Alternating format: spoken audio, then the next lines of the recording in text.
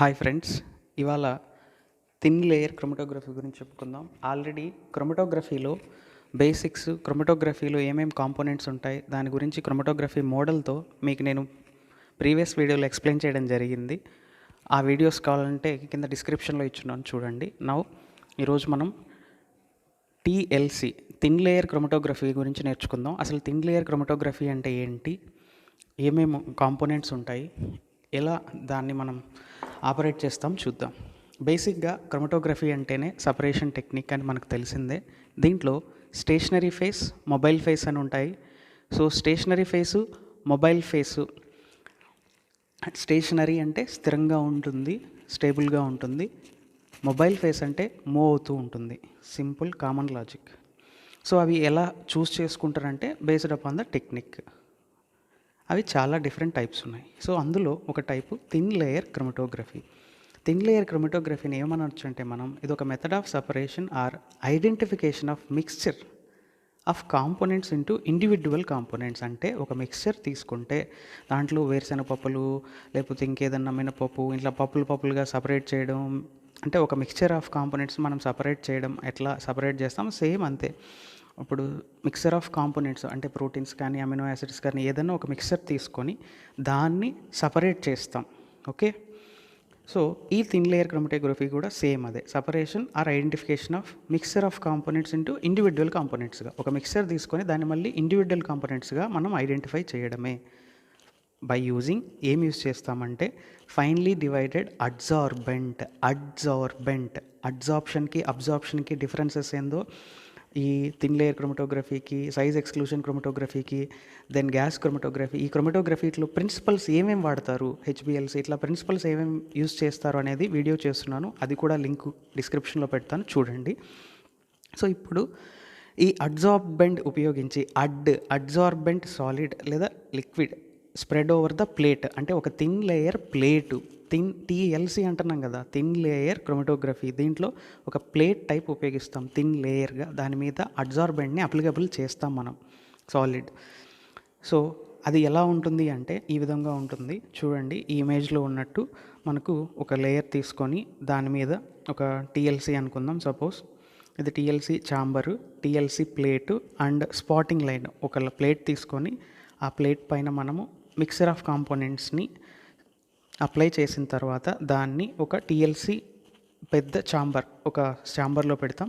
ఛాంబర్లో పెట్టిన తర్వాత దాంట్లో మొబైల్ ఫేస్ ఉంటుంది. సో మొబైల్ ఫేస్కి మనం స్పాట్ లైన్ ఒకటి తీసుకుంటాం. అంటే ఒక ప్లేట్ తీసుకొని ఆ ప్లేట్ మీద బాటమ్కి ఏవైతే మిక్సర్ ఆఫ్ కాంపోనెంట్స్ సపరేట్ చేయాలో అవి అప్లైబుల్ చేసి ఒక స్పాట్ లైన్ గీసిన తర్వాత దాన్ని మొబైల్ ఫేస్ తాకకుండా, అంటే మొబైల్ ఫేస్లో మునగకునీయకుండా దాన్ని జాగ్రత్తగా ప్లేస్ చేస్తాం. అప్పుడు కొద్ది టైం తర్వాత ఏమవుతుంది అంటే మొబైల్ ఫేస్ అక్కడ అబ్జార్ప్షన్ జరిగి దాని మీద ఉన్నటువంటి అబ్జార్బ్డ్ ఆల్రెడీ మనం చేసిన దాని మీద శాంపుల్స్ గుండా మొబైల్ ఫేస్ పాస్ అయ్యి, సో ఇప్పుడు స్టేషనరీ ఫేస్ గుండా మొబైల్ ఫేస్ గుండా పాస్ అయ్యి అవి సపరేషన్ జరగడం జరుగుతుంది. అది ఎలాగో చూద్దాం.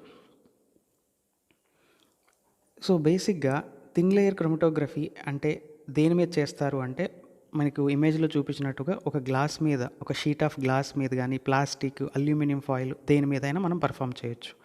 Which is coated with a thin layer of adsorbent material. అంటే ఈ ప్లేట్ని మనం కోట్ చేస్తాం దేంతో అంటే ఒక అడ్జార్బెంట్ మెటీరియల్తో. యూజువల్లీ దేంతో కోట్ చేస్తామయ్యా అంటే సిలికా జెల్లు లేదా అల్యూమినియం ఆక్సైడ్ లేదా cellulose. Silica gel, aluminium oxide, cellulose, దీంతో కోటింగ్ ఇస్తాం. కోటింగ్ ఇచ్చి దాన్ని థిన్ లేయర్ని ఫామ్ చేస్తాం. థిన్ లేయర్ అడ్జార్బెంట్, దాన్నే మనం స్టేషనరీ ఫేస్ అంటాం. గుర్తుపెట్టుకోండి, ఏ క్రోమటోగ్రఫీలో అయినా ఏది స్టేషనరీ ఫేసు ఏది మొబైల్ ఫేస్ తెలిస్తే ఈజీగా టెక్నిక్ గురించి రాయొచ్చు. ఇప్పుడు దీంట్లో స్టేషనరీ ఫేస్ ఏంటంటే మనం ఏదైతే గ్లాస్ ప్లేట్ కానీ అల్యూమినియం ఫాయిల్ కానీ ఏదైనా ప్లేట్ తీసుకొని దాని మీద అడ్జార్బెంట్ అప్లై చేస్తామే, అది స్టేషనరీ ఫేసు. ఆఫ్టర్ ఇది జరిగిన తర్వాత sample has been applied on the plate, then మనం ఏం చేస్తామంటే ఆ solvent mixture known as mobile phase, ఒక మొబైల్ ఫేస్ తీసుకుంటాం, ఒక సాల్వెంట్ లేదా మిక్చర్. శాంపుల్ అప్లై చేస్తామో దాని మీద, శాంపుల్ అప్లై చేసి మొబైల్ ఫేస్లో పెడతాము. ఎప్పుడైతే మొబైల్ ఫేస్ క్యాపిలరీ యాక్షన్ గుండా స్టేషనరీ ఫేస్ మీదకి వస్తుందో అప్పుడు సపరేషన్ జరగడం స్టార్ట్ అవుతుంది కదా, then we can visualize the spots actually. So అది బేసిక్ థియరీ. ఇప్పుడు అసలు ఏమేమి ఉంటాయి కాంపోనెంట్స్ చూద్దాం. టీఎల్సీలో ఏముంటాయి? టీఎల్సీ ప్లేట్స్ ఉంటాయి, టీఎల్సీ ఛాంబర్ ఉంటుంది, మొబైల్ ఫేస్ ఉంటుంది. స్టేషనరీ ఫేస్ అంటే మీకు ఆల్రెడీ టీఎల్సీ ప్లేట్ మీదే వచ్చేసింది. దెన్ ఒక ఫిల్టర్ పేపర్. ఇవే 4. ఈ 4 ఉంటే చాలు. ఏంటవి? TLC plates, TLC chamber, mobile face. Plates మీద స్టేషనరీ ఫేస్ ఉంటుంది. సో ఇప్పుడు మీరు ఆల్రెడీ అర్థమైపోయి ఉంటుంది. టీఎల్సీ ప్లేట్స్ ఏం చేస్తాం? దాని మీద అడ్జార్బెంట్ కోట్ చేస్తాం కాబట్టి దాన్ని స్టేషనరీ ఫేస్గా యూస్ చేసుకుంటాం. నెక్స్ట్ టీఎల్సీ ఛాంబర్ అంటే ఏంటి? మొత్తం ఈ డెవలప్మెంట్ టెక్నిక్ అంతా ఒక దగ్గర జరగాలి కదా. ఒక మామూలుగా ఎలా ఉంటాయంటే గ్లాస్ టైప్ వాటిల్లో మనం దాన్ని పెడతాం, టీఎల్సీ ఛాంబరు. దెన్ మోస్ట్లీ అది అవుట్ సైడ్ ఎన్విరాన్మెంట్కి ఐసోలేటెడ్గా ఉంటుంది, అంటే ఏమి తగలకుండా ఒక సపరేట్గా ఉంటుంది అది. దెన్ మొబైల్ ఫేస్ మనకు తెలిసిందే. మొబైల్ ఫేస్ ఏంటి అంటే సాల్వెంట్ లేదా సాల్వెంట్ మిక్సర్ తీసుకోవచ్చు మనం. Next filter paper. ఇది కాంపోనెంట్స్. నెక్స్ట్ ప్రొసీజర్ ఏం చేస్తామంటే చూడండి, ఇట్లా స్టెప్ వైజ్ ఈ ఇమేజ్లో చూపించినట్టు step wise first stationary phase is applied on to the plate మీద స్టేషనరీ ఫేస్ అప్లై చేసేస్తాం. నెక్స్ట్ డ్రై చేస్తాం. It is allowed to dry and stabilize. కాసేపు డ్రై చేసిన తర్వాత రెడీమేడ్ ప్లేట్స్ కూడా ఉంటాయి ఈ రోజుల్లో, అది మీకు చెప్పడం మర్చిపోయాను. దెన్ విత్ ఎ పెన్సిల్, ఒక పెన్సిల్ తీసుకోవాలండి, పెన్ తీసుకోకూడదు. పెన్ తీసుకుంటే మళ్ళీ ఇంక్ కదా, అది ఒక మళ్ళీ కలర్, అది కూడా ఆ ప్లేట్ మీద వెళ్తుందనమాట, అంటే సపరేషన్ జరుగుతుంది అది కూడా. సో అందుకని పెన్సిలే తీసుకోవాలి. పెన్సిల్ తీసుకొని ఒక థిన్ లైన్ గీసి బాటమ్ ఆఫ్ ద ప్లేట్ గుండా శాంపుల్ని అప్లై చేయాలి, స్పాట్స్ లాగా. ఈ విధంగా చూడండి, ఈ విధంగా అప్లై చేయాలి. అప్లై చేసిన తర్వాత then sample solutions are applied on to the spots and the mobile phase is poured into the TLC chamber. ఇప్పుడు ఆల్రెడీ ఛాంబర్లో మీకు ఫస్ట్ చూపించాను కదా, ఆల్రెడీ మొబైల్ ఫేస్ పోర్ చేస్తాం ఏదైనా సాల్వెంట్. నెక్స్ట్ ఇప్పుడు ఒక moistured filter paper in mobile phase is placed on the inner wall of the chamber to maintain the equal humidity. అంటే ఆ ఛాంబర్లో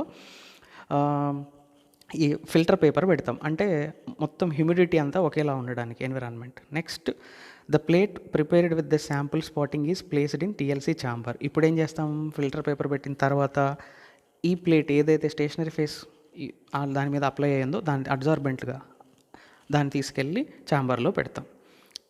sample line is facing the mobile face. ఆ sample line ఏదైతే line బాటమ్కి గీసామో అది వెళ్ళి mobile ఫేస్లో ఆ mobile face ఉండే సైడ్ పెడతాం అన్నమాట. Then the chamber closed with a lid. ఇప్పుడు దాన్ని క్లోజ్ చేసేస్తాం. ఇప్పుడు క్లోజ్ చేసిన తర్వాత ఏమవుతుంది? Plate is immersed such that దానివల్ల ఏమవుతుందంటే శాంపుల్ స్పాట్స్ ఆల్సో ఒక లెవెల్ మెయింటైన్ చేసి అప్ టు దట్ లెవెల్ మన మొబైల్ ఫేస్ ఉంటుంది, ఆ లెవెల్ పైన స్పాట్స్ ఉంటాయి. ఇప్పుడు ఏం చేస్తుందంటే నెమ్మదిగా మొబైల్ ఫేస్ దాంట్లోకి ఇమ్మర్స్ అవ్వడం మొదలవుతుంది. కానీ మనం పెట్టేటప్పుడు మొబైల్ ఫేస్లో పెట్టకూడదు, గమనించండి. సో ఒక సఫిషియెంట్ టైం ఇస్తాము డెవలప్మెంట్ అవ్వడానికి. సో మొబైల్ ఫేస్ పాస్ అయ్యి స్పాట్స్ అనేవి జనరేట్ అవుతాయి. అంటే ఎంత దూరం మొబైల్ ఫేస్ ట్రావెల్ అయితే ఆ స్పాట్స్ కూడా అంత దూరం ట్రావెల్ అవుతాయి. మీకు ఆల్రెడీ ఆర్ఎఫ్ వాల్యూ అంటే తెలుసు, మీకు అది తెలిసిందే. సో చెప్తాను దాని గురించి కూడా. ఇప్పుడు ఏమవుతుందంటే ఒక సఫిషియెంట్ టైం ఇచ్చిన తర్వాత డెవలప్మెంట్ స్పాట్స్ అన్నీ డెవలప్ అయిపోయిన తర్వాత ప్లేట్స్ని రిమూవ్ చేసేస్తాం. The sample spots are then seen in a UV light. Under UV లైట్లో కూడా చూడొచ్చు, అంటే నార్మల్గా చూడలేకపోతే. Okay, this is the thing. Now retention factor RF value అంటే ఏంటంటే, సపోజ్ మనం 1 నుంచి 2-3 శాంపుల్స్ తీసుకుంటే ఏ శాంపుల్ ఎంత దూరం వెళ్ళింది, బి శాంపుల్ ఎంత దూరం వెళ్ళింది, నెక్స్ట్ ఇవన్నీ మనం లేదు ఒక శాంపులే తీసుకున్నాం, శాంపుల్ ఎంత దూరం వెళ్ళింది, సాల్వెంట్ ఇట్లా ఆర్ఎఫ్ ఫ్యాక్టర్ అంటే మనకు ఆల్రెడీ తెలుసు అనమాట. డిస్టెన్స్ ట్రావెల్డ్ బై సాల్వెంట్ అని తీసుకుంటాము. సో ఈ ఆర్ఎఫ్ వాల్యూని బట్టి మనం డిసైడ్ చేస్తాం what is this RF value, retardation factor value అని.